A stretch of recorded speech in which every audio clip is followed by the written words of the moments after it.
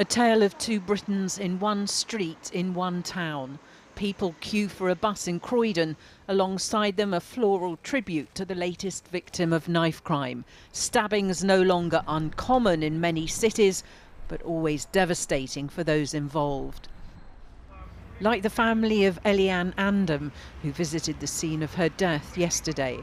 The 15-year-old had just got off a bus on her way to school on Wednesday morning. She was then stabbed.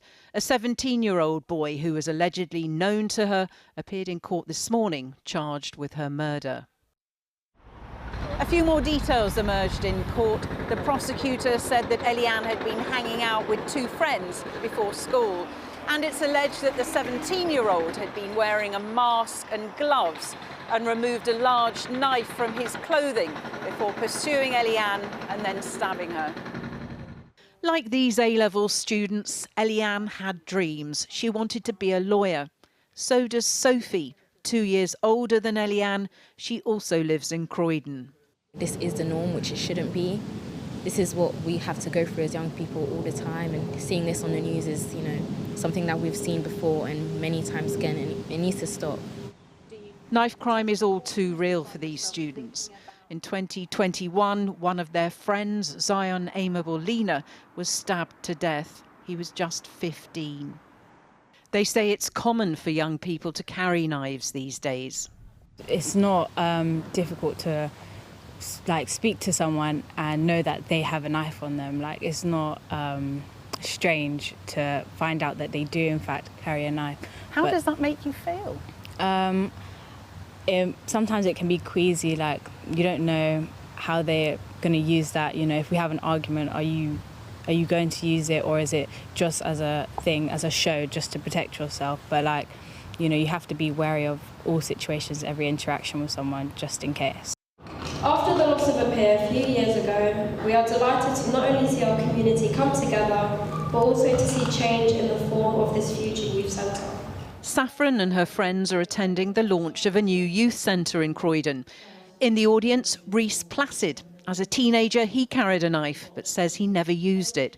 He now mentors young people in schools and prisons to try to stop them doing the same. You don't need to tell a kid something, you need to understand why they're doing it and then break down that slowly but surely with them and then help them lead to the next stage of their life. So why are people carrying weapons? There's many factors: trauma, not having a father figure in the house, seeing crimes from a young age and thinking that it's okay and no one's told them that it's not okay. There's so many factors to it. The youth centre, run by the Oasis charity, will open in the next 2 months. The aim is to provide a safe and nurturing place for teenagers at risk of exclusion and exploitation.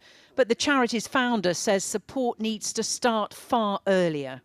Early intervention, work hard at the roots. We've got to do that. And that, by the way, isn't about yet more money. It's about spending the budgets that we have wisely and developing policies wisely.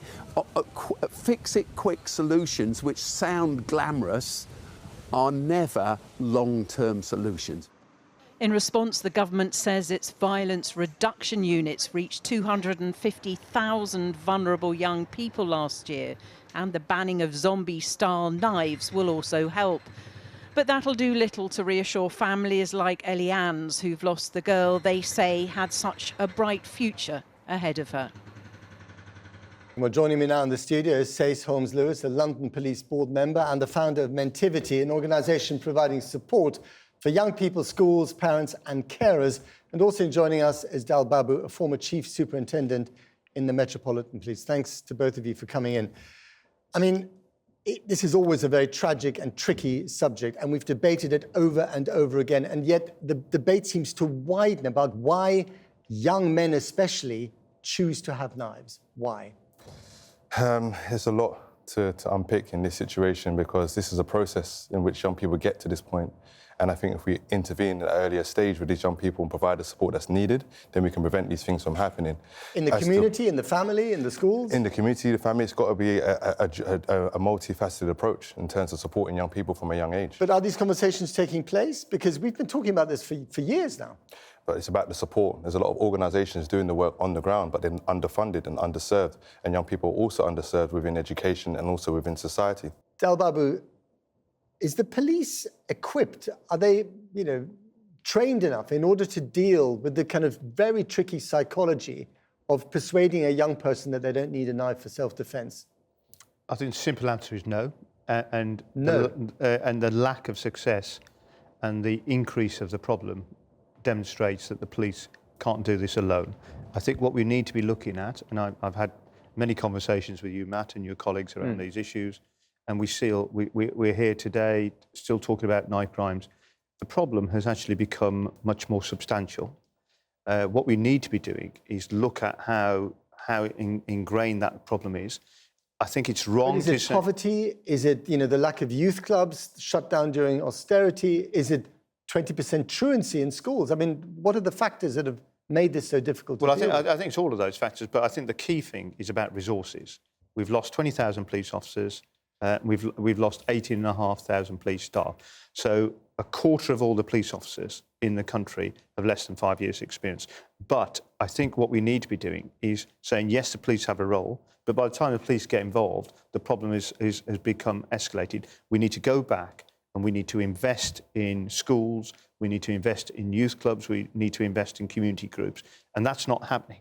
So, Sace, I mean, do some young people feel they need to protect themselves with a weapon because they can't rely on the police to protect them? Is it as simple as that? That's a major factor, but it's not as simple as that. As I said, there's multi-dimensions to this issue. But in terms of providing support for young people and also support for the police to do their job, we have to build relationships, which have never been there in terms of the police and certain facets of the community. But again, we have to have a public health approach to the issues that we're facing, just the same as we had in Glasgow. We've got to have the same approach here. We can't keep throwing money at the same organisations. The community has the solutions. I think the trust element is really true. Yeah. Trust has never been lower in the history of policing. It's the lowest level it's ever been. And some communities are more concerned about being over-policed and under-protected. So, for example, the trust level for the black community is at the lowest level it's been, much, much lower than for Asian communities and white communities. So you can have lots of police officers on the streets in black communities, but they still won't feel protected by them, and therefore they still feel the need to carry their own weapons. Well, I think the difficulty you've got here is that we need to understand that trust is the bedrock of policing. If that trust is missing, then you're not going to have people coming forward, giving information, giving intelligence that then leads to the individuals who are carrying the knives being dealt with.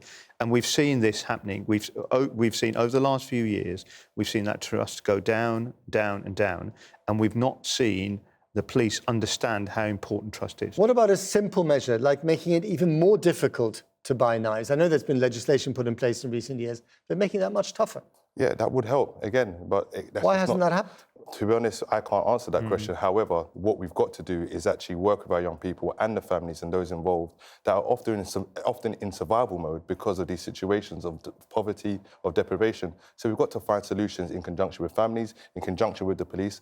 As Sir Robert Peel said, the police are the public and the public are the police. And we need to have respect, which now will build trust in communities to actually bring these people to justice. And if those people who want weapons, those young men, mostly young men, but not exclusively, can't buy big knives, do they just use a screwdriver? Do they use a do they use a kitchen knife, a small one? That's the danger. So